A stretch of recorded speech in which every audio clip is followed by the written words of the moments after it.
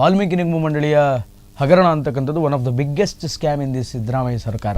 ಮೂಡ ಹಗರಣ, ವಾಲ್ಮೀಕಿ ಹಗರಣ, ಹೀಗೆ ಹಗರಣಗಳ ಸುರಿಮಳೆ ನಿರಂತರವಾಗಿ ನಡೆದುಕೊಂಡು ಬರ್ತಾನೆ ಇತ್ತು. ಇದೇ ಕಾಂಗ್ರೆಸ್ ಪಕ್ಷದ ಅನೇಕ ಜನ ನಾಯಕರು ಬಸವರಾಜ ಬೊಮ್ಮಾಯಿ ಅವರ ಸರ್ಕಾರವನ್ನು 40% ಸರ್ಕಾರ, ಪೇಮೆಂಟ್ ಸರ್ಕಾರ ಅಂತೆಲ್ಲ ಟೀಕೆ ಮಾಡಿದರು. ಆದರೆ ಈ ಟರ್ಮಲ್ಲಿ ಹಗರಣಗಳ ಸುರಿಮಳೆ ಆದರೂ ಕೂಡ ವಿಪಕ್ಷದವರು ಏನಷ್ಟು ದೊಡ್ಡ ಮಟ್ಟದ ವಿರೋಧ ಮಾಡಲಿಲ್ಲ. ವಾಲ್ಮೀಕಿ ನಿಗಮ ಮಂಡಳಿಗೆ ಸಂಬಂಧಪಟ್ಟಂತಹ ಕೋಟ್ಯಾಂತರ ರೂಪಾಯಿ ಹಣ ಬೇರೆ ಬೇರೆ ವಿಚಾರಗಳಿಗೆ ಖರ್ಚಾಗ್ತಾ ಇದೆ.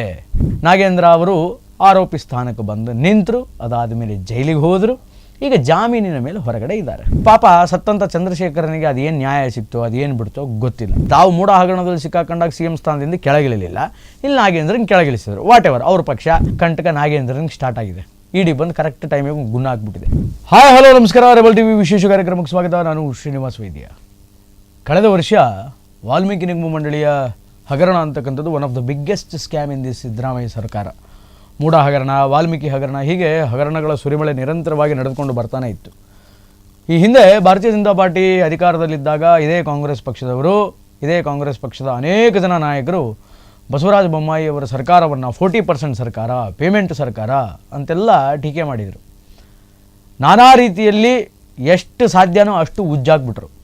ಆದರೆ ಈ ಟರ್ಮಲ್ಲಿ ಹಗರಣಗಳ ಸುರಿಮಳೆ ಆದರೂ ಕೂಡ ವಿಪಕ್ಷದವರು ಏನಷ್ಟು ದೊಡ್ಡ ಮಟ್ಟದ ವಿರೋಧ ಮಾಡಲಿಲ್ಲ. ಆದರೆ ಹಗರಣಗಳು ಭಾಳ ದಿನ ಒಳಗಡೆ ಉಳಿಯಲ್ಲ, ಅದು ಒಂದಲ್ಲ ಒಂದು ದಿನ ಹೊರಗಡೆ ಬರುತ್ತೆ.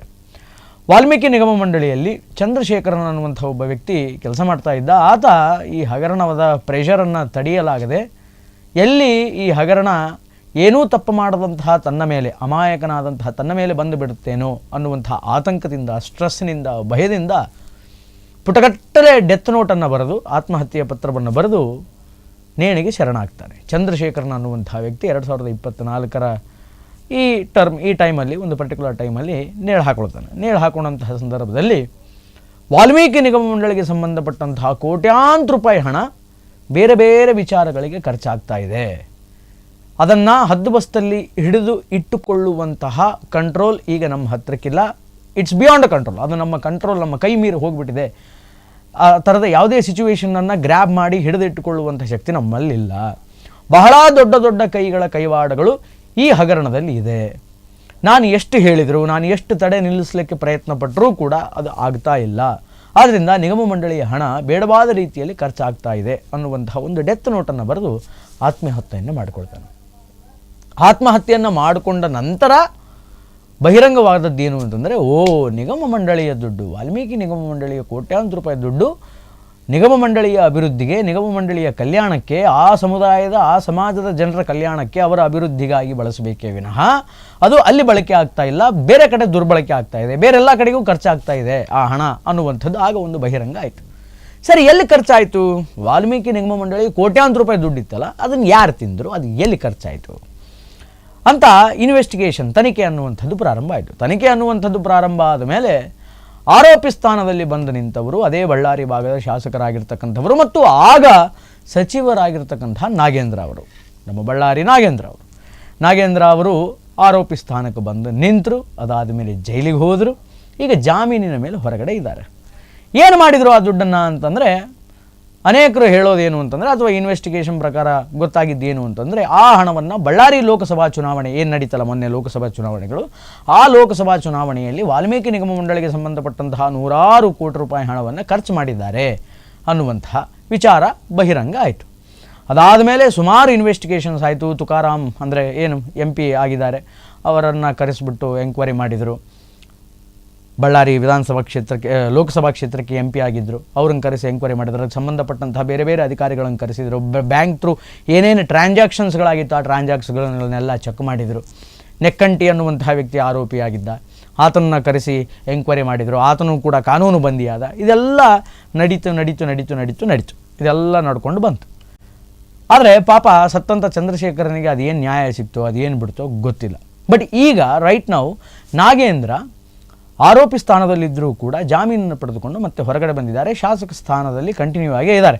ಸಚಿವ ಸ್ಥಾನದಲ್ಲಿ ಹಿಂದೆ ಇದ್ದರೂ ಈ ಒಂದು ಹಗರಣದಲ್ಲಿ ಸಿಕ್ಕಾಕೊಂಡ ನಂತರ ಸಿದ್ದರಾಮಯ್ಯನವರು ಒಂದು ಕೆಲಸ ಮಾಡಪ್ಪ, ಈ ಹಗರಣದಲ್ಲಿ ಹೆಂಗೋ ಸಿಕ್ಕಾಕೊಂಡ್ಬಿಟ್ಟಿದೆಯಾ, ದಯಮಾಡಿ ನೀನು ಸಚಿವ ಸ್ಥಾನದಲ್ಲಿ ಮೂವ್ ಆಗಬೇಡ, ಸುಮ್ಮನೆ ಬಿಟ್ಕೊಟ್ಬಿಡು ಅಂತ ಹೇಳಿದರು. ನೋಡಿ, ತಾವು ಮೂಡ ಹಗರಣದಲ್ಲಿ ಸಿಕ್ಕಾಕೊಂಡಾಗ CM ಸ್ಥಾನದಿಂದ ಕೆಳಗಿಳಿಲಿಲ್ಲ, ಇಲ್ಲಿ ನಾಗೇಂದ್ರನ್ ಕೆಳಗಿಳಿಸಿದರು. ವಾಟ್ ಎವರ್, ಅವ್ರ ಪಕ್ಷ, ಅವ್ರ ಪಕ್ಷದ ಲೀಡರ್ಗಳು ಅವ್ರ ಮಾತು ಕೇಳ್ತಾರೋ ಬಿಡ್ತಾರೋ ಅದು ಅವ್ರಿಗೆ ಬಿಟ್ಟಿದ್ದು, ವಾಟ್ ಎವರ್. ಸಿದ್ದರಾಮಯ್ಯನವರು ಹೇಳಿದರು. ಆ ಕಾರಣದಿಂದ ನಾಗೇಂದ್ರ ಅವರು ಸಚಿವ ಸ್ಥಾನದಿಂದ ಸ್ಟೆಪ್ ಡೌನ್ ಆಗಿ ಶಾಸಕರಾಗಿ ಕಂಟಿನ್ಯೂ ಆಗ್ತಾ ಬಂದರು.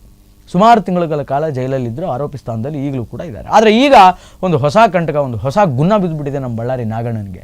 ಏನು ಅಂತಂದರೆ ಮತ್ತೆ ಇ ಡಿ ರೈಡ್ ಆಗಿದೆ. ಇ ಡಿ ರೈಡ್ ಇದೇನು ಹೊಸದಲ್ಲ. ಈ ಹಿಂದೆ ಸುಮಾರು ಸಲ ಇ ಡಿ ರೈಡ್ ಇವ್ರ ಮನೆ ಮೇಲಾಗಿತ್ತು, ಇವರು ಸಂಬಂಧಪಟ್ಟಂಥವ್ರ ಮನೆ ಮೇಲಾಗಿತ್ತು, ತುಕಾರಾಮ್ ಅವ್ರ ಮನೆ ಮೇಲಾಗಿತ್ತು, ಅಂದರೆ MP ಬಳ್ಳಾರಿಯ MP ಏನಿದ್ದಾರೆ ಅವ್ರ ಮನೆ ಮೇಲಾಗಿತ್ತು. ಇವರಿಗೆ ಈ ಕೇಸಿಗೆ ಸಂಬಂಧಪಟ್ಟಂತಹ ವ್ಯಕ್ತಿಗಳು ಯಾರ್ಯಾರಿದ್ದಾರೋ, ಯಾರ್ಯಾರ ಮೇಲೆ ಅನುಮಾನ ಅನ್ನುವಂಥದ್ದು ವ್ಯಕ್ತವಾಗಿದೆಯೋ ಅವರೆಲ್ಲರ ಮನೆ ಮೇಲೂ ಕೂಡ ಇ ಡಿ ರೈಡ್ ಆಗಿತ್ತು. ಈ ಸಲ ಮತ್ತೆ ನಾಗೇಂದ್ರ ಅವರ ಮನೆ ಮೇಲೆ ಇ ಡಿ ರೈಡ್ ಆಗಿದೆ. ಇ ಡಿ ರೈಡ್ ಆದಂತಹ ಸಂದರ್ಭದಲ್ಲಿ ಬರೋಬ್ಬರಿ ಒಂದಲ್ಲ ಎರಡಲ್ಲ 8 ಕೋಟಿ ರೂಪಾಯಿ ಆಸ್ತಿಯನ್ನು ಇ ಡಿ ಜಪ್ತಿ ಮಾಡಿದೆ. ನಾಗೇಂದ್ರ ಅವರ ಬಳಿ ಇರ್ತಕ್ಕಂತಹ 8 ಕೋಟಿ ರೂಪಾಯಿ ಆಸ್ತಿ ರೀ. ಆ 8 ಕೋಟಿ ರೂಪಾಯಿ ಆಸ್ತಿಯನ್ನು ಜಪ್ತಿ ಮಾಡಿದೆ. ಏನಿತ್ತು 8 ಕೋಟಿ ರೂಪಾಯಿ ಆಸ್ತಿಯ ಒಂದು ವಿವರ ಅಂತಂದರೆ, ಹತ್ರ ಏನೋ ಒಂದು ಅಲ್ಪ ಸ್ವಲ್ಪ ಕ್ಯಾಶ್ ಸಿಕ್ಕಿರಬಹುದು.